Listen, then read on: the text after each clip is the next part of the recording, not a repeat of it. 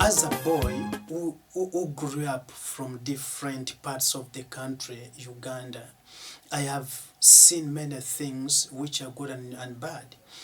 In the African setup, a boy is not given that much attention. So most of the times we learn from the men who are around us.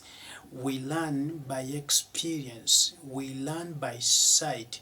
When we see them do this, you also get into your mind that when I grow up, I'll be doing like this. For example, I grew up seeing men with many wives, like in every city and in the village.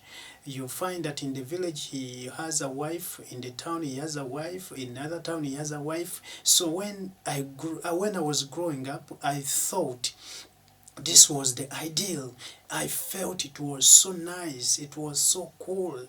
When every angle you run to, there's someone. But then when I received God in my life, when I received Jesus Christ and the Spirit of God started leading me, I found out that this is not the ideal. This is a bad practice.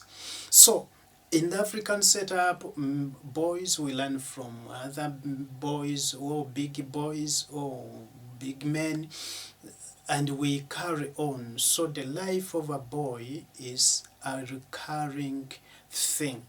But we are here to empower you, we are here to encourage you that we can change that and we begin living a responsible good life. How will you do it? By understanding who you are in God, by fighting and praying and believing God to be turned into a man who is responsible in the future, who is ready to set up an example. Bible says that always set up an example in the way you speak, in the way you act, in the way you behave, in the way you eat, in the way you move, in the way you do things.